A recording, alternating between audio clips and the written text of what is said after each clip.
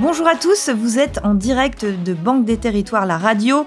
Près de 80 000 jeunes sortent chaque année du système scolaire sans qualification en France. C'est pour cela que la Banque des Territoires s'investit et se positionne en faveur de la formation professionnelle. La Banque des Territoires, ses engagements, ses actions pour vous accompagner au quotidien. En matière de formation professionnelle, il existe des écoles de production. Pour nous présenter cette innovation pédagogique au service des territoires, j'accueille Roxane Poty. Bonjour Roxane. Bonjour. Vous êtes chargée d'investissement au département cohésion sociale et territoire de la Banque des Territoires. Alors Roxane, c'est quoi une école de production et à qui elle s'adresse ?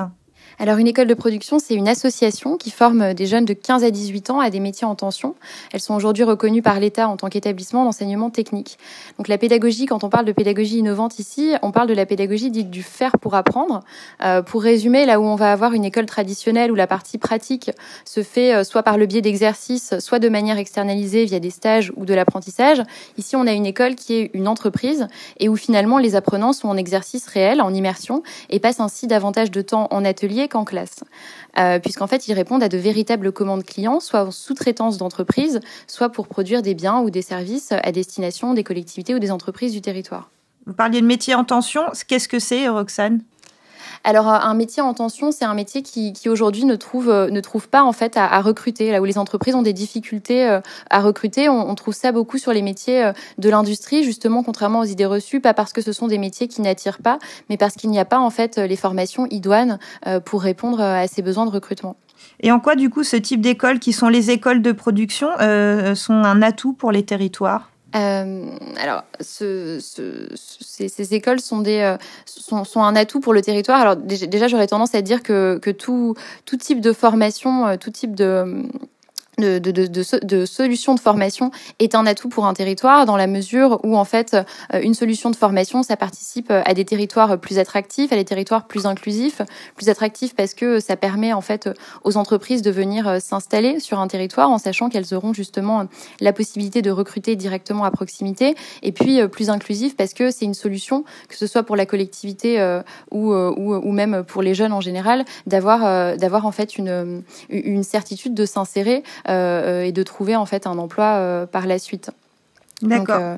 Donc voilà, ce que j'ai pas eu le temps de préciser juste pour le modèle des écoles de production, c'est que c'est un modèle vertueux pour deux raisons. D'une part parce que en fait ce modèle permet de générer des revenus pour la structure associative, et c'est en fait là que réside son modèle économique, puisqu'aujourd'hui on a des écoles qui sont financées à plus de 50% par les recettes en fait de la production, et ça permet d'avoir une scolarité aussi qui est gratuite pour les élèves et de pas faire peser le poids du financement de la scolarité sur les familles. Mais aussi parce que c'est très valorisant pour les élèves puisqu'ils retrouvent confiance en eux et ils sont responsabilisés directement en étant en contact avec le client.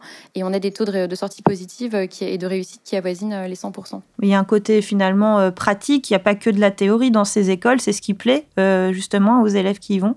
Tout à fait. En fait, c'est vraiment ce qui plaît aux élèves qui y vont parce que l'idée, c'est que en fait, on a souvent sur les écoles de production des jeunes décrocheurs pour lesquels en fait le système scolaire classique, un peu, on va dire vraiment sur la théorie à 90%, est assez inadapté. Et on a des jeunes qui ont vraiment l'idée, qui ne veulent pas partir dans des études longues et qui finalement se retrouvent à poursuivre leurs études après leur sortie des écoles de production. Alors, un jeune décrocheur, c'est un jeune qui est sorti du système scolaire et qui du coup peut trouver une voie grâce à ces écoles de production. Comment la Banque des Territoires s'est-elle engagée auprès de ces écoles ?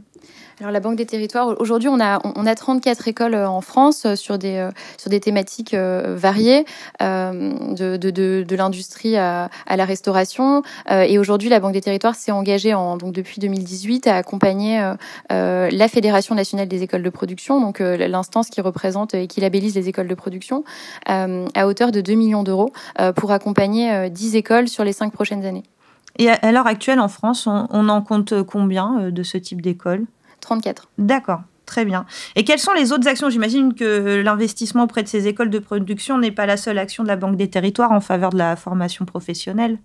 Oui, tout à fait. Alors aujourd'hui, effectivement, les écoles de production, c'est un exemple d'accompagnement que l'on peut faire, mais on a une offre plus globale à destination des acteurs de la formation professionnelle, puisqu'aujourd'hui, on est investisseur dans la formation professionnelle. On accompagne des structures de formation qui proposent une offre nouvelle, une offre innovante, mais surtout une offre de formation à fort impact social ou territorial.